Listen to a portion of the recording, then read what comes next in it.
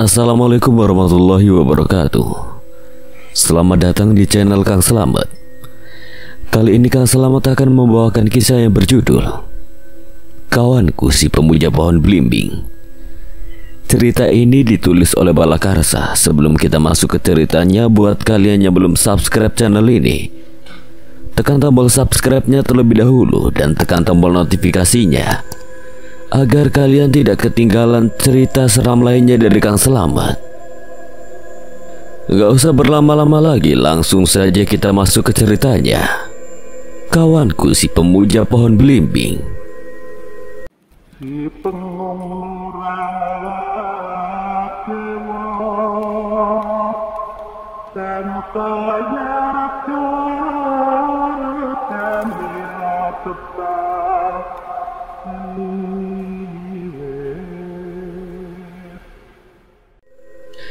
Januari 1998. Chaos pergolakan antara militer dan salah satu terbesar terjadi. Banyak kerusuhan di mana-mana. Waktu itu adalah waktu yang cukup mencekam dalam hidupku, meski tidak semencekamkan kisah hidupku. Namaku Hamam Hambali, sebut saja Hamam. Sudah 6 tahun aku hidup bersama orang tuaku. Aku terkadang curiga apakah aku hanyalah anak pungut yang diambil dari panti asuhan. Mungkin hanya pikiran anak kecilku yang ingin terlihat dewasa. Setiap hari aku selalu dihukum dan disiksa jika tidak patuh akan ucapan kedua orang tuaku. Dan sekecil apapun bantahan, aku tetap akan dihukum dan disiksa. Terkadang aneh aku pikir, padahal orang tuaku keduanya bisa dikatakan sebagai manusia yang pandai dalam ilmu agama. Di luar sana, dengan orang luar sana, dengan tetangga ataupun orang asing, selalu baik dan perhatian. Tapi kenapa kedua orang tua aku tidak bersikap seperti itu juga padaku? Aku tahu aktivitas mereka di luar sana karena aku selalu mengamati mereka dari celah jendela lantai 2 rumah kami ini. Kebaikan mereka itu hanya luarnya saja. Jika sudah di dalam rumah, mereka berubah menjadi seperti iblis. Mereka tidak akan puas jika kekesalan dan amarah mereka belum reda. Mungkin orang tuaku merasa kecewa karena melahirkan anak aneh sepertiku. Ya, bisa dibilang aku adalah pelampiasan emosi mereka. Sampai terkadang tubuhku payah untuk kugerakkan karena terlalu kesakitan. Tapi aku masih cukup beruntung karena masih bisa melihat dunia luar dan bergerak dengan bebas. Karena aku tahu aku tidak lahir seorang diri. Aku lahir ke dunia ini bersama dengan adikku bernama Hamim. Ya, kami kembar. Kami lahir hanya selisih beberapa menit saja. Mungkin jika aku dibandingkan, adikku jauh lebih tersiksa. Hari ini sudah lewat 3 bulan ia dikurung dan dipasung di bawah rumah. Sebenarnya awalnya kami hidup dengan normal seperti anak pada umumnya. Sampai dulu pada usia kami yang ke-5 tahun, adikku mulai berperilaku aneh. Ia sering berbicara sendiri dan bermain dengan hal yang tidak aku ketahui. Awalnya aku membiarkannya karena jika aku memberitahu masalah ini pada Abi dan Umi, aku takut mereka akan marah pada Hamim. Lambat laun pun aku juga terbiasa dengan apa yang dilakukan oleh adikku dan sesekali ikut bermain bersamanya. Ia sangat bahagia aku menemaninya bermain. Hamim merasa senang temannya bermain jadi bertambah. Tidak hanya seseorang yang ia panggil Mas Hazin, kata Hamim. Mas Hazin, siapa dia? Aku merasa tidak kenal dengan nama itu. Bahkan pembantu kami juga tidak ada yang bernama seperti yang disebutkan Hamim. Karena kebanyakan seorang wanita. Pria pun hanya Pak Sabto, supir kami. Tapi Hamim bilang ia seorang lelaki yang lebih tua dari kami. Padahal yang aku tahu laki-laki yang lebih tua dari kami selain Abi dan Pak Sabto hanya Mas Karni, anak Pak Sabto yang sesekali diajak ke sini dan bermain bersama kami. Kami berdebat kecil. Hamim nampak kesal karena aku meragukan jika ia punya teman seperti ciri-ciri yang ia sebutkan. Sejenak aku berpikir siapa Mas Hazin temannya Hamim, karena sangat asing nama itu di telingaku. Tapi aku sedikit menelan ludah karena Hamim begitu kekeh ucapannya tidak berbohong. Dia yakin ia tidak berbohong. Bahkan Hamim berkata, "Kak, kalau nggak percaya, Kak Hamam mau kenalan sama Mas Hazin." Sekujur tubuhku seperti tersengat aliran listrik rasanya ketika mendengarkannya. Entah tapi aku merinding ketika adikku mengucapkan itu, seperti nama ini tidak baik dan bahaya. Tapi aku anggap itu hanya ucapan anak kecil pada umumnya, dan aku iyakan saja karena takut kalau aku masih meragukannya, ia akan membenciku. Malam hari, Hamim mencariku dan mengajakku ke satu ruangan di bawah rumah. Aku sedikit terkejut karena terlambat mengetahui bahwa rumah kami memiliki ruang bawah tanah. Aku pun berjalan dituntun oleh Hamim sampai di sana. Kulihat ada pintu yang cukup tua. Bahkan kurasa hal aneh seperti sesuatu yang tidak bisa aku jelaskan. Intinya aku seperti tidak mau melihat apa yang ada di balik pintu itu. Awalnya aku berniat menyalakan lampu. Ku cari di mana saklar lampu berada agar aku bisa melihat isi ruangan yang kurasa aneh itu. Itu pun supaya aku juga bisa memastikan bahwa tidak ada apapun yang mungkin membuat kami takut ataupun sesuatu yang bisa mengancam keselamatan kami. Tapi Hamim melarangku. Katanya yang bernama Mas Hazin tidak suka dengan cahaya terang. Hamim pun berkata aku tidak perlu risau karena Mas Hazin orangnya baik dan suka memberikan mainan. "Gak apa-apa kok Mas, Mas Hazin itu baik. Aku aja sering dikasih mainan," ucap adikku dengan polosnya. Tapi kenapa? Kenapa aku malah merasa gentar dan merasa ada yang janggal? Tapi tetap demi adikku ku beranikan diri ini. Aku sedikit terkejut dalam beberapa saat karena ditarik oleh Hamim. Ketika masuk awalnya benar-benar gelap, aku tidak bisa melihat apapun. Lalu dalam beberapa saat mataku mulai beradaptasi dan sedikit bisa melihat. Itu pun karena ada sedikit cahaya yang masuk dari luar pintu. Kulihat Hamim berjalan menuju ke lemari tua yang cukup besar. "Sini Kak, ayo," pinta Hamim dengan tawa kecilnya. Gerakan tangan melambai terus ia lakukan sambil berkata, "Ayo sini Kak." Tapi kenapa aku tidak segera menghampiri adikku satu-satunya itu? Malah aku berdiri dan mematung. Sontak Hamim menghampiriku. Dia menarikku dengan wajah sedikit kesal. "Kak Hamam lama udah dibilangin sini malah diam aja." Ia merajuk padaku sambil memamerkan wajah cemberut yang kulihat samar karena kurang penerangan. Ditariknya aku menuju depan lemari tua besar itu. Hamim mengetuk pintu lemari. "Mas Hazim, Kak Hamam mau ikut main juga boleh kan?" Pinta Hamim entah pada siapa, tapi bukan jawaban ia ataupun ucapan lain, melainkan hanya suara araman yang membuatku merinding begitu luar biasa. Keringat dingin entah kenapa mengucur deras dari tubuh mungilku ini. Badanku gemetar luar biasa. "Kata Mas Hazin, Kak Hamam boleh main sama kita. Bentar aku tutup pintu dulu ya Kak, soalnya Mas Hazin itu gak suka cahaya. Dia kesakitan kalau kena cahaya." "Iya dek." Aku gemetaran dan sedikit terbata-bata. Pintu tertutup. Dalam kegelapan Hamim mengeluarkan banyak sekali mainan yang entah ia dapat dari mana. Tapi samar memang aku sedikit melihat Hamim mengambilnya dari dalam lemari tua itu. Selang beberapa hari aku pun sering bermain dengan Hamim di ruang gelap itu, meski aku tidak pernah melihat siapa itu Mas Hazin yang disebut oleh adikku. Lalu dalam beberapa bulan tiba-tiba Hamim berkata padaku saat kami di dapur, "Kak, katanya Mas Hazin mau main sama kita nanti malam. Biasanya kan Mas Hazin cuma di lemari karena katanya malu sama Kak Hamam. Jadi gak sabar cepet malam deh, pasti seru." Aku terkejut campur dengan rasa takut karena mendengar ucapan adikku. Tapi ku coba mengatur napas agar tetap tenang. Sampai pada waktu malam hari saat kami menuju ke ruang itu, Hamim menarikku. "Ayo Kak." Ia menarik tanganku dengan tergesa-gesa. Pintu terbuka, tapi ketika kami masuk aku merinding luar biasa. bahkan keringat dingin bercucuran begitu derasnya. Itu bukan tanpa sebab, karena samar aku melihat seseorang duduk di kursi goyang tua di samping lemari tua di ruangan itu. Meski minim cahaya, entah kenapa aku bisa melihatnya dengan sangat jelas. Jujur aku takut, sangat takut. Mas Hazin, ayo main, pinta Hamim pada seseorang itu yang masih duduk membelakangi kami. Mas Hazin kok diam, ngomong dong Mas. Tuh kan Kak Hamam jadi takut kalau Mas Hazin diam aja. Apa Mas Hazin lagi sakit gigi ya?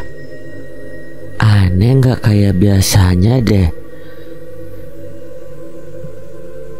Pinta Hamim dengan nada polos anak kecil pada seseorang itu yang ia panggil Mas Hazin. Tapi bukannya jawaban berupa suara yang aku dengar, namun gerakan tangan melambai dengan posisi tubuh yang sama yang membelakangi kami oleh seseorang itu.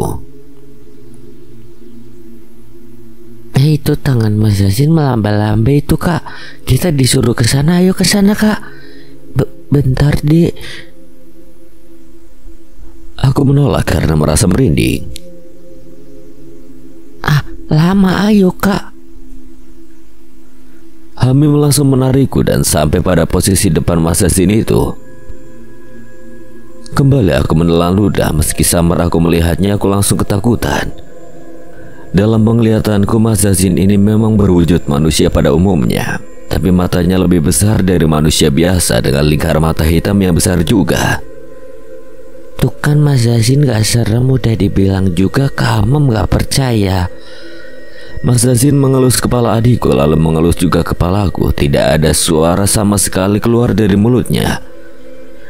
Hanya tatapan melotot dengan mata besarnya yang disuguhkan pada kami berdua. Kemudian Hamim meminta untuk dipangku. Entah kenapa Mas Hazin langsung memangkunya.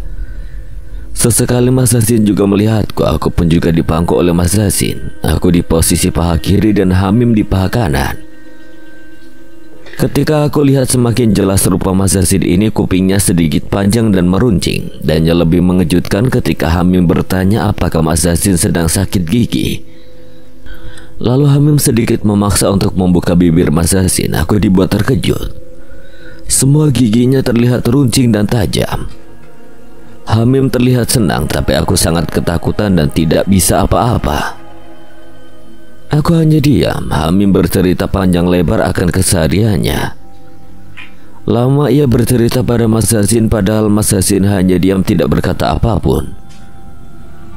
Aku pun hanya diam di dalam ketakutannya, tidak kutahan dan sesekali memperhatikan mereka. Sampai aku merasakan kantuk luar biasa, lalu entah kenapa aku seperti kehilangan kesadaranku. Aneh, kenapa tiba-tiba terbangun aku sudah di kamarku bersama adikku. Apakah kemarin hanya mimpi? Pikirku dalam hati. Tapi Kak, nanti ketemu Mas Hazin lagi ya, pinta Hamim padaku, dan ternyata kemarin bukanlah mimpi. Lalu siapa yang membawaku ke tempat tidur? Tidak mungkin itu si Mas Hamim kan? Gemelut banyak pertanyaan di kepalaku, tapi aku cuma ternganga ketika bertanya pada Hamim dan pertanyaanku dijawab olehnya. Mas Hazin yang bawa kita sampai ke kamar Kak. Kembali aku tak percaya, merinding sekujur tubuhku bersamaan dengan keringat dingin yang mengucur deras. Mataku melotot seakan tak percaya.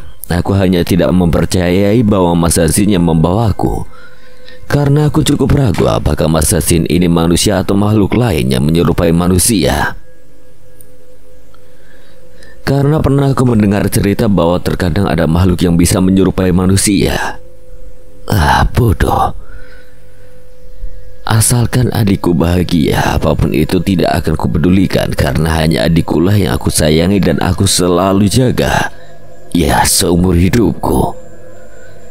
Pikirku dalam hati. Hari demi hari berganti dan aku sudah tidak takut lagi dengan Mas Hazin.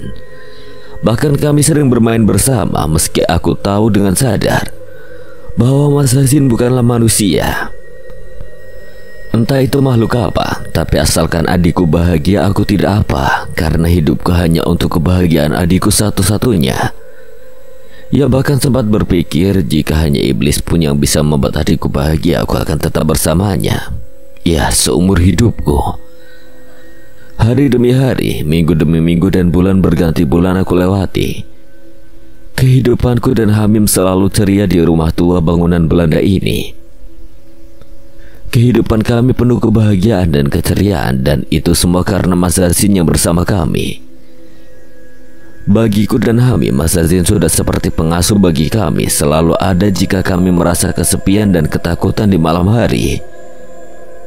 Sosok yang memang bukan manusia tetapi seolah menggantikan peran orang tua. Tapi kehidupan yang ceria kami bersama Mas Hazin tidak berlangsung lama. Sampai pada satu hari, ada tamu yang datang ke rumah kami. Namanya adalah Mbah Sabdo. Kakek tua dengan jenggot putih panjang dan rambut yang panjang. Beliau selalu berpakaian jubah panjang yang berwarna gelap. Suaranya berat dan juga serak. Setauku Mbah Sabdo adalah guru spiritual kedua orang tuaku, karena mereka sering memanggil beliau dengan kata Mbah Yai. Seperti biasanya, aku dan Hamim sedang bermain di lantai bawah bersama Mas Hazin. Tapi tiba-tiba kami dikejutkan dengan suara dobrakan pintu, dan benar yang mendobrak pintu adalah Mbah Sabdo dan kedua orang tuaku. Laknat, kenapa kau mengganggu kedua anak ini? Teriak Mbah Sabdo dengan suara gelegar yang menakutkan. Hamim bahkan sampai menangis karenanya. Abi dan Umi langsung menyeret kami. Bawa anak-anakmu keluar. Ditariklah kami dari ruangan itu. Kami dipeluk oleh orang tua kami. Jangan sakiti Mas Hazin, dia nggak jadi teman Hamim. Akibat Hamim yang berontak, Mbah Sabdo langsung mengusap mata kami dan membacakan entah doa-doa apa. Aku tidak mengerti. Dan ketika tangan Mbah Sabdo lepas dari wajahku, aku semakin tidak mengerti. Aku bingung harus berekspresi seperti apa. Kulihat mata orang tua kami terbelalak. Kedua orang tua kami nampak khawatir dan tidak percaya akan apa yang dilihatnya. Aku juga sedikit ragu apakah itu Mas Hazin, karena setelah dibacakan kembali beberapa kalimat oleh Mbah Sabdo, wujudnya itu berubah menjadi lebih menyeramkan. Matanya mungkin seperti manusia tapi sedikit besar dan semuanya berwarna hitam. Semua giginya taring. Lekuk wajahnya tak beraturan, kulitnya sedikit kehitaman. Ia juga memiliki tanduk yang amat panjang. Dan yang lebih menyeramkan, matanya buta sebelah dan ada tanda di kepalanya. Jangan sakiti Mas Hazin, dia nggak jadi teman kami. Hamim, diam nak, itu bukan teman kamu, itu makhluk jahat, ucap Umi sembari memeluk Hamim lebih erat. Bahkan saking eratnya sampai Hamim tidak bisa bernapas. Umi, jangan meluk adik kenceng-kenceng, kasihan Umi. Hamam, diam kamu masih kecil, tidak tahu apa-apa, ucap Abi juga memelukku dengan sangat erat dan kasar. Sakit ini bukan pelukan, tapi ini meremukkan badanku. Doa-doa dan kalimat-kalimat yang tidak ku ketahui dibacakan oleh Mbah Sabdo. Mas Hazin berteriak sangat keras kesakitan. Suaranya bahkan terdengar menggema memenuhi ruangan bawah tanah ini. Musnahlah kau wahai setan jahanam. Sudah Mbak, kasihan Mas Hazin, ucap Hamim dengan nada memelas berbarengan dengan tangisan. Tetapi Mbah Sabdo malah membacakan kalimat-kalimat yang diucapkan semakin lantang. Suara teriakan Mas Hazin semakin menjadi-jadi, bahkan aura pekat keluar dari tubuh mengerikannya. Jahanam, terkutuk manusia jahanam, ini kebalasan kalian. Aku sudah merawat anak-anak yang kalian telantarkan, tapi ini kebalasan kalian wahai manusia jahanam. Suara itu membuat semua orang di sana ketakutan kecuali Mbah Sabdo. Hamim menangis sangat kencang dibuatnya karena merasa kasihan pada Mas Hazin. Pada akhirnya selang beberapa waktu wujud Mas Hazin hilang entah kemana, bak hilang di telan bumi. Tapi sebelum hilang, Mas Hazin berkata dan membuatku merinding begitu luar biasa. Dan tunggulah, akan datang yang lebih mengerikan untuk membalas perbuatan kalian. Tunggu saja. Aku bersumpah pada sang akhir zaman bahwa salah satu dari anak ini akan menjadi pelayannya.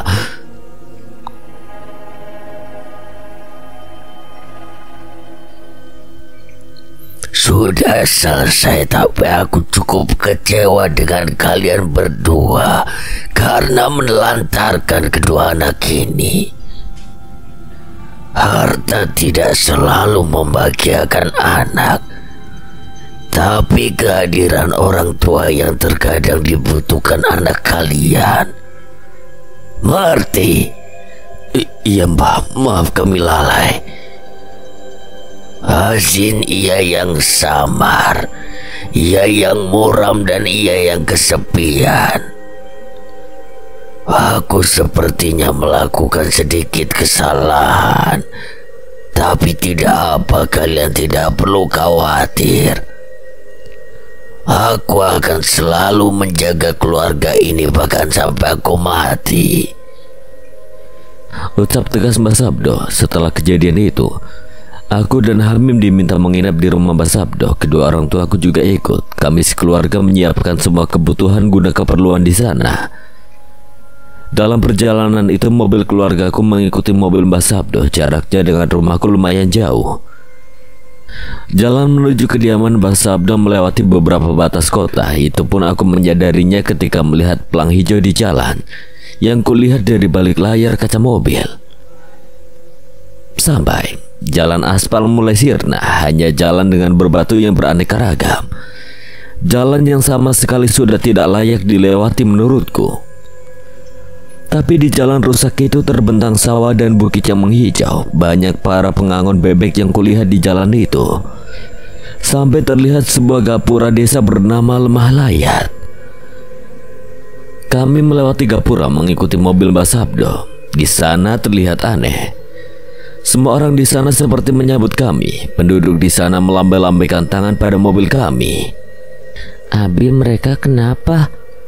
Udah gak apa-apa, mereka itu penduduk desa. Ini sambutan kalau ada yang bertamu ke sini. Kamu jangan takut, Mam. Abi menenangkanku. Laju mobil pun melambat melewati desa itu lalu terhenti di satu rumah yang besar. Sebuah rumah joglo Jawa yang besar dengan pendopo yang luas. Aku kira sudah sampai, tapi mobil Mbah Sabdo hanya berhenti di depannya. Lalu Mbah Sabdo turun dari mobil. Klakson dibunyikannya oleh mobil Mbah Sabdo, tapi bukan dibunyikan secara sembarangan. Dalam pendengaranku, klakson itu dibunyikan dengan senggang waktu. Apa itu sebuah isyarat? Kulihat Mbah Sabdo berdiri bersandar di mobilnya sambil menghisap rokok di tangan kirinya. Dalam beberapa saat Mbah Sabdo melempar rokoknya, padahal rokok itu masih menyala. Bukan karena alasan, tapi yang kulihat adalah Mbah Sabdo melempar rokoknya jauh-jauh karena ada seseorang yang keluar dari rumah itu. Seseorang dengan pakaian adat Jawa dengan keris yang ia selipkan di bagian belakang meski memakai beskap atau pakaian formal adat Jawa. Tapi anehnya orang itu tidak memakai belangkon. Aku lihat mereka berdua berbincang tapi dengan wajah serius. Tidak ada sama sekali kesan santai melihatnya. Meski aku masih kecil, aku tahu beberapa hal tentang orang dewasa.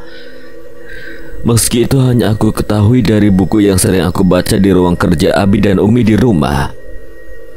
Aku sekilas melihat adikku. Dia hanya diam saja dari awal perjalanan hingga sampai di tempat asing ini. Entah, aku tidak bisa mengetahui apa yang ia pikirkan. Andai saja aku bisa tahu isi pikirannya, aku ingin sekali menghiburnya.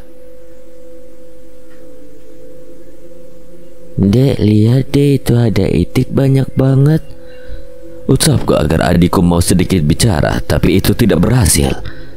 Hamim hanya sekilas melihatku dengan tatapan kosong lalu kembali lagi mengacukanku. Aku sedikit sedih kenapa adikku yang selalu ceria berubah menjadi pendiam. Keanehan kembali muncul. Ada orang lain yang keluar dari rumah itu, tapi pakaiannya sangat berbeda dan wajahnya pun tidak seperti orang pribumi. Orang itu lebih putih dan tinggi, hidungnya pun mancung. Ya, aku sadari pakaiannya hampir mirip Mbah Sabdo. Orang itu tampak marah. Ia berbicara dengan nada tinggi dan keras, tapi bukan bahasa pribumi, melainkan seperti bahasa ketika aku diajari ngaji oleh Umi. Dalam akhir tiba-tiba Mbah Sabdo berteriak dengan lantang, "Min ayin!" Lalu orang yang bukan pribumi dan orang yang memakai pakaian adat Jawa masuk. Itu pun selang beberapa menit ketika Mbah Sabdo berteriak kencang. Kulihat Mbah Sabdo seperti orang yang putus sarapan mungkin. Mobil Mbah Sabdo bergerak kembali. Mobil kami pun mengikutinya dari belakang. Jalanan kian rusak. Bukan batu kecil dan sedang lagi yang ada di depan, tapi beberapa batu besar hanya diletakkan begitu saja tak tertata. Kurang lebih setengah jam kami melewati jalan itu. Pemandangan di samping adalah bukit kecil dengan teras ring yang di bawahnya mengalir sungai kecil nan jernih. Indah sekali, tak jemu-jemu aku melihat pemandangan ini. Sampai ada tanah lapang yang lumayan luas. Di sana mobil Mbah Sabdo berhenti tepat di bawah pohon rambutan dan sejejer pohon belimbing yang buahnya sudah kuning keemasan. Mobil kami berhenti di belakangnya, di samping pohon belimbing yang paling besar. Mbah Sabdo pun turun dari mobilnya dan berjalan mendekat ke mobil kami. Mbah Sabdo mengetuk kaca mobil dan kaca mobil dibuka oleh Abi. Kita turun di sini, perjalanan berikutnya kita harus berjalan kaki. Siapkan diri kalian karena jaraknya lumayan jauh, ucap Mbah Sabdo dan diiyakan oleh orang tua kami. Perjalanan ternyata belum selesai sampai di sini. Kami diminta untuk berjalan kaki. Entah tempat apa yang akan kami tuju dan seperti apa rupanya. Kami pun diminta segera turun dan membawa yang sekiranya perlu kami bawa. Mbah Sabdo meminta kami untuk mengikuti langkahnya. Sudah sore, ayo bergegas agar tidak kemalaman. Kami ikuti langkah Mbah Sabdo. Awal perjalanan dengan berjalan kaki ini kami lewati dengan berjalan di sebuah jalan setapak. Jalan yang seukuran satu motor saja. Dalam perjalanan kami melihat pemandangan bukit-bukit kecil dan beberapa penduduk yang masih berladang. Lambaian tangan disuguhkan pada kami dari kejauhan. Kulihat dari jam tangan mungilku kami berjalan sekitar 15 menit. Sampailah kami di sebuah vegetasi yang rapat. Beberapa pohon rindang memenuhi area ini. Istirahat sebentar di sini. Kalian di sini jangan kemana-mana. Aku ada urusan sebentar, ucap Mbah Sabdo yang kemudian pergi berjalan meninggalkan kami. Seteguk air mineral aku basuhkan pada mulutku. Sebenarnya aku tidak kuat karena ini adalah pertama kalinya aku berjalan kaki sejauh ini. Tapi kulirik ke arah adikku, ia hanya diam. Ditawari minuman oleh Umi pun hanya diam. Tetap sama, tatapannya tetap kosong. Selang beberapa waktu, ayo lanjut, perjalanan ini masih jauh, ucap Mbah Sabdo yang tiba-tiba datang entah dari mana. Aku sedikit penasaran. Ada gerakan tangan yang aneh dari Mbah Sabdo. Ia terus saja mengusap-usap bibirnya dan kulihat juga ada bercak merah di bajunya. Langkah kami pun berlanjut mengikuti langkah kaki Mbah Sabdo. Kali ini pandangannya hanya pohon-pohon rindang. Tidak ada yang lain kecuali suara serangga yang menghiasi tempat ini. Sebuah hutan kurasa. Aku sangat kelelahan. Tapi aku heran, Hamim tetap berjalan dengan santainya. Ketika Mbah Sabdo menoleh karena aku berhenti dan orang tuaku ikut berhenti, Hamim perlahan ikut menoleh. Dalam beberapa detik aku melihat Hamim memelototiku. Entah itu hanya perasaanku atau apa, tapi aku melihat dengan jelas kalau Hamim memelototiku. Sorot matanya seperti mengisyaratkan bahwa aku seolah hanya beban dalam perjalanan kali ini. Istirahatlah sebentar. Beri waktu Hamam untuk istirahat. Apa mungkin anak kecil ini bisa sampai ke padepokan Lemalayat? Dengan tubuh sekecil itu tidak mungkin fisiknya kuat. Ku dengar gerutu dari Mbah Sabdo. Sontak karena ucapan itu aku langsung berdiri. Aku sudah berjanji pada diriku sendiri bahwa aku akan menjaga adikku Hamim. Aku yakin aku pasti kuat sampai ke tempat yang Mbah Sabdo maksud. Mbah, ayo lanjut, aku kuat. Mbah Sabdo tersenyum. Perjalanan pun kami lanjutkan. Jengkal demi jengkal kaki kami melangkah. Tak terasa matahari mulai menjingga menandakan akan datangnya malam. Tepat langkah kami saat sudah keluar dari vegetasi rapat kini. Jalur berganti dengan pemantang sawah. Beberapa tumbuhan padi dan palawija menghiasi bentangan sawah ini. Sebelum maghrib kita sepertinya akan sampai. Kami lanjutkan perjalanan, tapi kenapa tadi aku melihat bangunan yang cukup besar di depan, tapi bangunan itu seakan tidak sampai-sampai kami gapai. Maghrib sudah lewat, bahkan malam gulita sudah ada di depan mata. Mbah ini sudah mau isya, katanya sebelum maghrib kita akan sampai. Tanya Umi pada Mbah Sabdo penuh keheranan. Mbah Sabdo hanya manggut-manggut. Ia meraih kepalaku dan aku terkejut. Ada makhluk aneh yang menempel di sela kera bajuku. Makhluk dengan bentuk serupa bayi dengan tanduk kecil dan tubuh kecil kehitaman. Senter kuning Mbah Sabdo seakan menambah kengerian ketika kami bisa melihatnya dengan jelas. Pantas tidak sampai-sampai. Rupanya ada parasit yang sering hinggap di tubuh manusia tanpa kita sadari. Aneh, makhluk itu menggeliat di sawah dengan tanah kecoklatan itu, tapi ada yang membuatku bergidik ngeri. Ketika aku melihat Hamim malah cekikikan, padahal aku sedang ketakutan.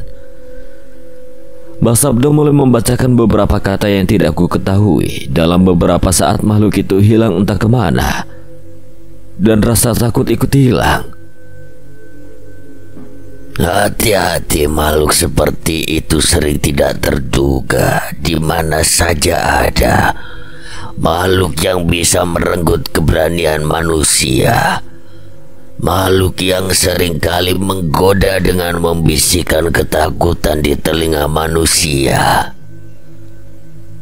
Perkuat keberanian dan iman kalian, karena makhluk seperti itu akan selalu menempel pada mereka yang lemah akan dirinya sendiri. Terkadang hidup atau mati itu karena lemahnya diri sendiri. Jelas kembali Mbah Sabdo. Kami hanya menganggukkan kepala kecuali adikku. Benar ketika kami mulai mempertebal keberanian.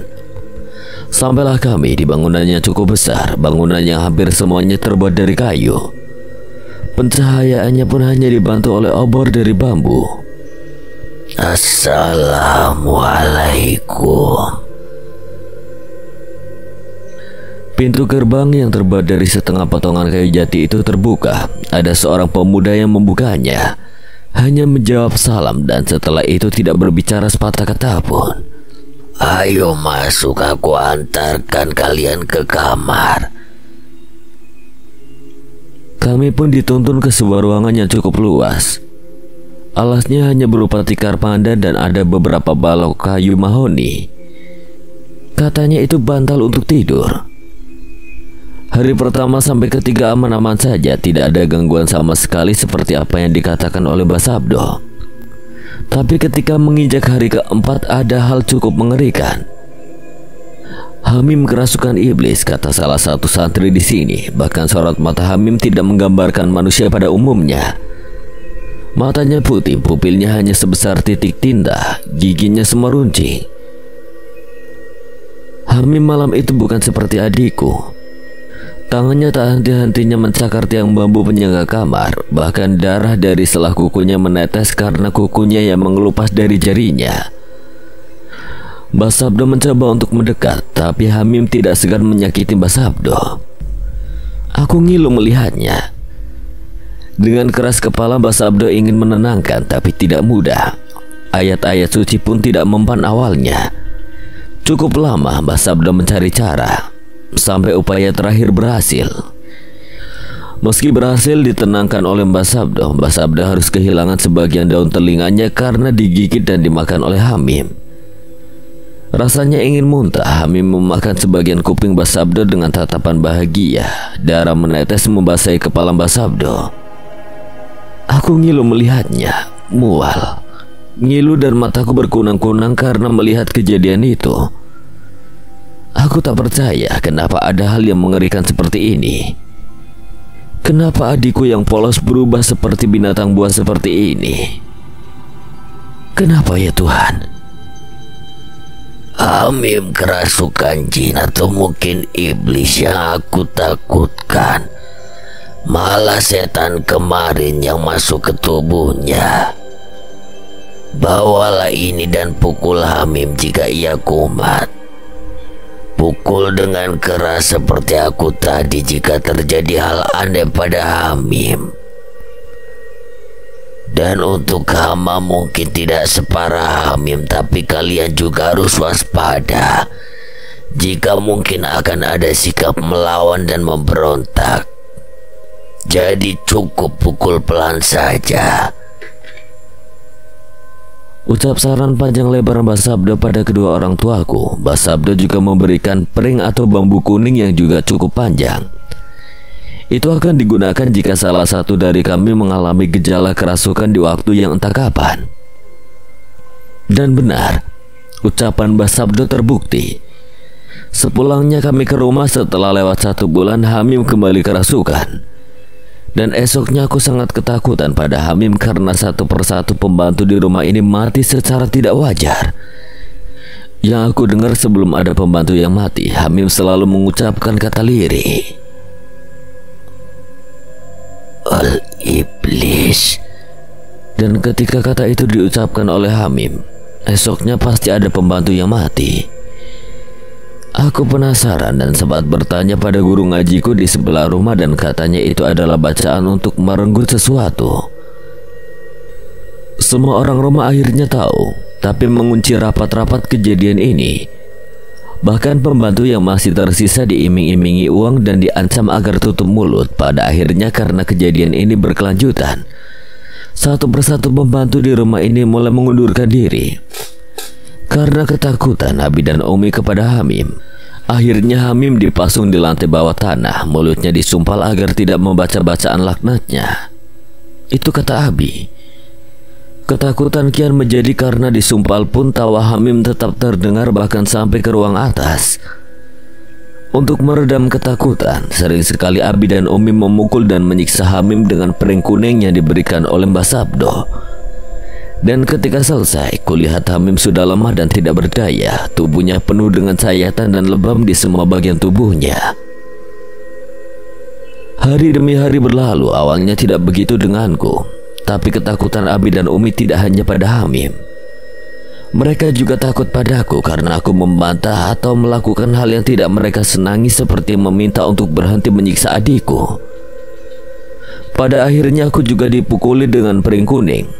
Entah berapa luka dan bekas lebam serta sayatan yang ada di tubuh ini, aku sudah lupa. Pagi berganti siang, siang berganti petang, dan petang pun berganti dengan gelapnya malam. Sudah tugasku untuk mengantar makanan ke Hamim di lantai bawah, tapi ada yang aneh bagiku. Hamim cekikikan seolah sedang bercanda dengan seseorang. Mas Hazin, makasih udah mau nemenin aku ya, ucap Hamim yang aku dengar samar. Mas Hazin, aku terkejut. Aku beranikan mengetuk pintu dan ketika ku buka, Hamim langsung memelototiku. Entah kenapa Hamim memelototiku, bahkan seperti aku seolah mengganggunya dengan seseorang. Adikku tidak mungkin gila karena perlakuan orang tua kami. Mungkin itu hanya halusinasinya karena rindu dengan sosok Mas Hazin. Tapi ada yang aneh dari lemari tua itu. Perlahan aku melirik ada apa di sana sambil meletakkan makanan. Tapi aku urungkan niat penasaranku. Adik, ini makanan buat Ade, dihabiskan ya.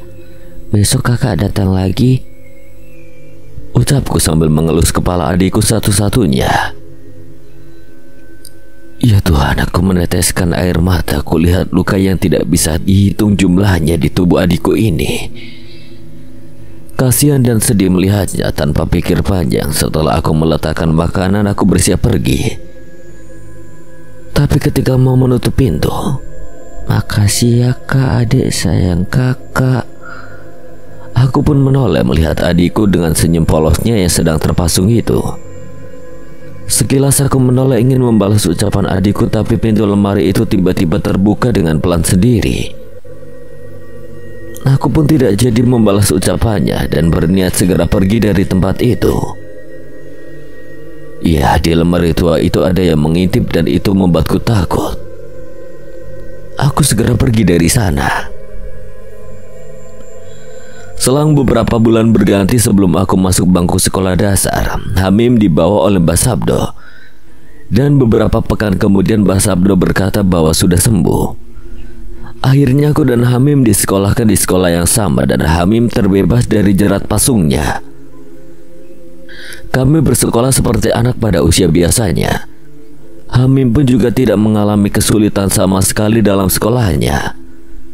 Pun setiap akhir pekan Mbah Sabdo datang ke rumah dan sering melihat keadaan Hamim. Sampai tak terasa saat kami menginjak kelas 5, Hamim mulai suka menyendiri. Ia tidak mau berteman dengan anak seusianya, bahkan menolak ketika diajak bermain. Bahkan ketika kami sudah kelas 6 dan setelah ujian sekolah dasar, ada peristiwa yang cukup mengerikan. Waktu itu aku sedang jajan di kantin, tapi tiba-tiba ada suara gaduh siswa lain yang bersumber dari ruang kelas 6.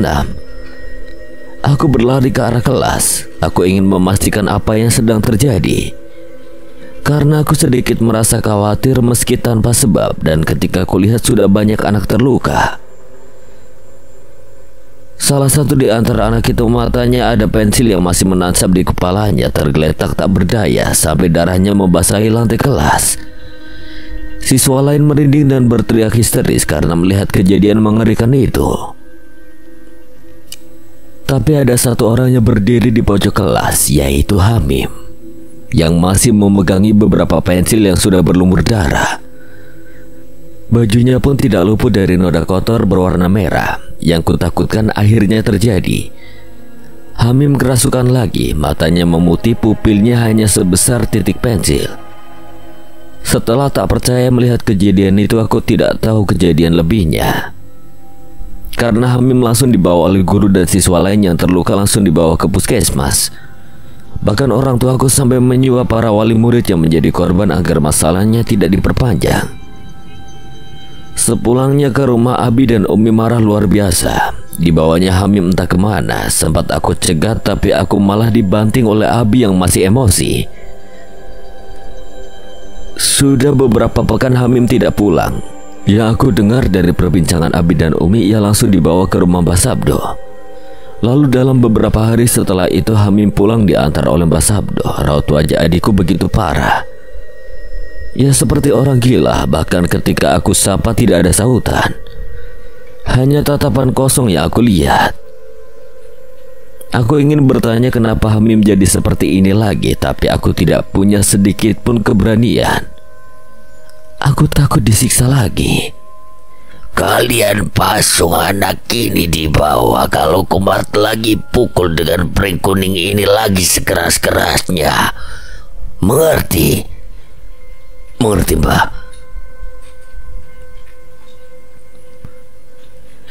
Jika pukulan pring kuning tidak bekerja, Mbah Sabdo juga memberikan beberapa amalan yang bisa dibaca ketika memukulnya. Meski aku merasa aneh ketika kalimat amalan dibaca oleh Abi atau Umi, kupingku berdenging rasanya. Aku tidak nyaman dengan bacaan itu. Kenapa? Sedih, Hamim dipasung lagi di ruangan bawah. Keadaannya begitu memprihatinkan, tidak seperti dulu ketika ia dipasung. Kini ia tidak mau makan dan sering mengamuk. Pun jika ia mau makan, ia hanya mau makan yang sudah busuk dan berbelatung atau daging segar. Jika itu diberikan, maka ia tidak akan mengamuk. Aku sedih dan merasa gagal sebagai kakak karena melihat keadaan Hamim yang kian hari kian memburuk. Aku mencoba untuk berbicara dengan Abi dan Umi. Awalnya aku dipukul karena dianggap mengganggu dan ingin melawan mereka. Tapi ketika mereka melihat keadaan Hamim dengan nurani mereka, hati mereka baru sadar bahwa ucapanku layak mereka perhitungkan. Umi menangis melihat Hamim, Abi pun juga menangis melihatnya. Orang tua mana yang tak menangis anaknya jadi seperti ini? Aku sampai meragukan adanya Tuhan, karena kenapa bisa hidup kami jadi seperti ini, pikirku. Entah apa yang dipikirkan kedua orang tuaku, Hamim pun dilepaskan dari pasungnya. Diikatnya mulut dan juga kaki serta tangannya, dibawa ia ke mobil. Ayo ikut Mam, kita antar adikmu ke rumah sakit. Semoga selama dia di sana dia bisa sembuh. Abi mengajakku untuk mengantar Hamim ke rumah sakit, kata Abi. Tapi tidak seperti bayanganku, memang rumah sakit. Tapi ini adalah rumah sakit jiwa, di mana ketika petugas datang menerima Hamim lalu membawanya, kami sempat ikut masuk sebentar. Di sana banyak suara gaduh yang tidak jelas. Bukan seperti rumah sakit, seolah aku merasakan hawa ini adalah penjara bagi mereka yang sakit. Sakit yang bukan sakit sewajarnya. Aku sempat terkejut karena Hamim tiba-tiba berbicara padaku. Mas Hazin, sekarang kita bisa sama-sama tanpa diganggu sama orang lain lagi. Hanya itu suara Hamim yang ku dengar terakhir kali di rumah sakit jiwa itu. Selesai aku mengantar, aku diajak oleh Abi dan Umi untuk pulang. Dan di hari itu aku tidak pernah bertemu dengan Hamim, bahkan sampai aku kelas 3 madrasah aliyah. Hanya dalam benakku selalu terbayang, apakah dia sudah bahagia meski hanya berteman dengan Mas Hazin di rumah sakit itu. Kini aku dianggap anak satu-satunya oleh Abi dan Umi, seperti Hamim tidak pernah dianggap ada di dunia ini. Pagi hari sebelum aku pergi berangkat sekolah, aku menemukan satu visa di ruang tamu. Visa satu orang dan itu ke Persia. Tapi siapa? Ini sudah beberapa tahun lalu. Aku tak pernah melihat Abi ataupun Umi pergi ke luar negeri selama ini. Mungkin hanya prasangka curigaku saja. Mungkin. Lebih baik aku segera berangkat daripada nanti terlambat. Entah kenapa ada dorongan, tapi seperti sebuah bisikan. Aku ingin melanjutkan kuliah di Persia. 2010 di basecamp pendakian. Ya, itulah cerita panjangnya, Bal. Habis ini main ke rumahku yuk. Kamu belum pernah main ke rumahku kan? Ajak kamu padaku. Boleh, Mam. Ayo. Sesampainya di rumah Hamam, aku duduk di belakang rumah. Banyak pohon rindang di sana. Salah satunya adalah pohon belimbing. Tapi, itu Hamam kan? Kenapa dia di sana? Bukankah tadi ia pamit ingin membawakan minuman? Banyak tanya dalam pikiranku, sedang apa dia di bawah pohon belimbing besar itu? Lama aku amati, itu memang Hamam, dan ketika ia menoleh karena sadar aku perhatikan, ia tersenyum. Namun bukan senyum indah, melainkan senyum yang cukup mengerikan yang ditunjukkan padaku. Pukul 16.30 sudah terlihat bergulir dalam lingkaran tangan kiriku. Entah, kadang aku bingung. Hanya sebelah kiri dan kanan selalu menjadi persoalan bagi mereka yang punya kepentingan. Kuelus motor warisan orang tua, sebuah motor antik dengan mesin kanannya. Ini akan menjadi sebuah akomoda dan kepercayaan guna menuju rumah, di mana aku akan menemukan sebuah jawaban akan persoalan-persoalannya berputar dalam pikiran dalam waktu belakangan. Pukul 18.12 sampailah aku di kediaman seseorang yang aku kenal, sebuah rumah joglo modern berhiaskan beberapa lampu taman. Di depannya juga berjejer pohon gayam dengan kain catur yang melilitnya. Ada pula beberapa pohon kantil dengan aroma harum khasnya. Tak bisa dipercaya jika ini adalah rumah yang bisa disebut seorang ulama. Ya, seorang manusia yang pandai dan fasih dalam ilmu agama, tapi dengan gaya nyentriknya. Assalamualaikum. Ucap salam berbarengan dengan ketukan pintu olehku. Pintu terbuka dan dari pintu yang baru terbuka setengah itu sudah terlihat seorang pria yang belum terlalu tua. Mungkin umurnya belum sampai di angka 40-an. Oh, antum, sudah saya tunggu dari tadi. Saya kira tidak jadi datang. Ucap beliau yang cukup saya kenal, namanya Mas Ahmed. Tapi kulihat beberapa detik beliau melihat ke sekitar dengan gerakan kepala diikuti juga dengan gerakan mata yang menyisir arah kanan dan kiri. Seolah beliau sedang memeriksa sesuatu atau memastikan sesuatu. Tapi entah, hanya beliaulah yang tahu apa sebenarnya yang beliau lakukan. Aku hanya terdiam dan mengamatinya, tapi lama-lama aku merasa penasaran. Ku beranikan bertanya, "Kenapa, Bib?" "Gak apa-apa, tunggu di sini sebentar, jangan kemana-mana," ucap Mas Ahmed. Lalu beliau masuk ke dalam rumah. Selang beberapa saat, Mas Ahmed keluar lagi, tapi beliau tidak dengan tangan kosong. Di tangan kirinya sudah ada mangkuk gerabah yang berisi air. Di mangkuk itu juga ada seikat daun kelor. Tiba-tiba, tanpa aba-aba, dipegangnya seikat daun kelor itu dengan tangan kanannya, lalu dicambukannya ke seluruh bagian tubuhku. Samar-samar namun masih sedikit terdengar ada suara teriakan bersamaan dengan pecutan daun kelor dan gerakan bibir dari Mas Ahmed. "Sudah selesai, tidak perlu bertanya, ayo cepat masuk," pintanya padaku dan aku langsung menurutinya. Tapi tiba-tiba sebelum aku masuk, Mas Ahmed berbisik di telingaku, "Sholat maghrib dulu, jangan lupa berzikir dan mengaji juga. Nanti baru kita bicara." Singkat cerita, aku telah selesai menunaikan semuanya. Bahkan waktu sampai tak terasa, sholat isya pun juga sudah kutunaikan. Bahkan kali ini pusar waktu seolah menghanyutkan dalam ketenangan. Aku pun berniat turun karena musola ada di atas. Tangga demi tangga aku tapaki. Tapi kembali samar-samar aku mendengar suara, tapi ini suara Mas Ahmed. Dan dari suara itu seolah Mas Ahmed sedang berbincang. Tapi dengan siapa? Aku sedikit penasaran sampai, "Kenapa hanya diam di sana? Kemarilah. Katanya antum mau bertanya sesuatu," ucap Mas Ahmed yang segera meminta ke hadapannya. Ya seperti biasa, pasti Mas Ahmed sedang bersantai di ruang tamu.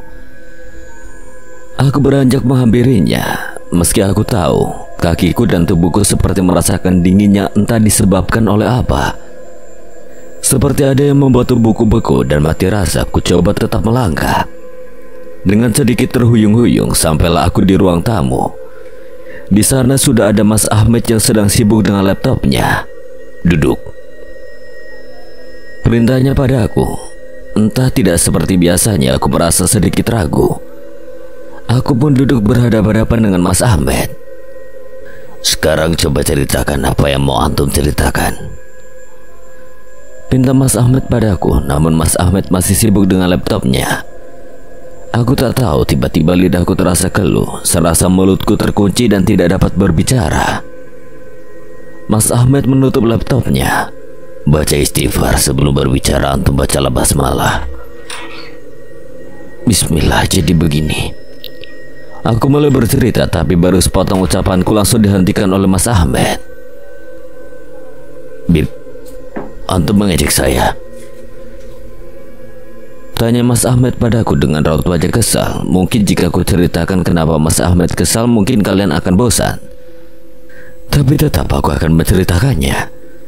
Itu semua karena berulang kali beliau berkata bahwa tidak mau dipanggil Bib atau Habib. Jika aku bertanya, pasti beliau akan menjawabnya dengan sangat panjang. Tapi intinya Mas Ahmed merasa bahwa semua manusia itu sama. Semua manusia sama derajatnya di mata Sang Pencipta. Lalu penyebutan kata itu bagi beliau hanya akan menimbulkan ria dan sombong, merasa lebih baik dan merasa paling unggul. Maka beliau merasa kesal jika dipanggil demikian. Beliau malah ingin dipanggil Ustadz, itu pun kalau aku berkenan untuk menganggapnya sebagai guru. Sungguh sulit dipercaya masih ada manusia yang seperti Mas Ahmed. Meski sudah jelas ketika aku menggali asal-usul nama Mas Ahmed, aku sangat kagum pada beliau akan kerendahan hatinya. Setelah waktu itu aku pun bercerita. Meski Mas Ahmed sudah aku berikan info tentang Hamam, tapi aku kembali menceritakannya.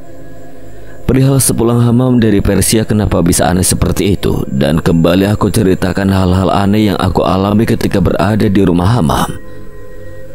Dan aku juga sempat bercerita dengan salah satu kenalanku, yaitu orang Sudan yang dulu pernah menjadi juru ahli bahasa atau penerjemah ketika aku sampai di Persia. Dari penjelasan kenalanku, ia masih mencari kebenaran dan informasi mengenai tentang Hamam di sana. Mas Ahmed hanya mengangguk, lalu beliau bertanya padaku, siapa nama kenalanku itu, dan ku jawab namanya adalah Yasir. Kembali Mas Ahmed mengangguk. Entah apa yang ada dalam benak Mas Ahmed. Beliau memintaku untuk berkomunikasi lewat Zoom meeting. Sebenarnya aku sedikit ragu karena aku takut jika mengganggu waktu Mas Yasir. Tapi Mas Ahmed mendesakku untuk mengirimkan email kepada Mas Yasir dahulu. Mas Ahmed pun menyodorkan laptopnya dan mempersilahkanku menggunakannya. Tapi ada sedikit rasa penasaran dari dalam diriku. Untuk apa? Lakukan saja. Aku pun tidak bisa berkata apa-apa lagi. Segera aku membuka emailku dan menulis email untuk Mas Yasir.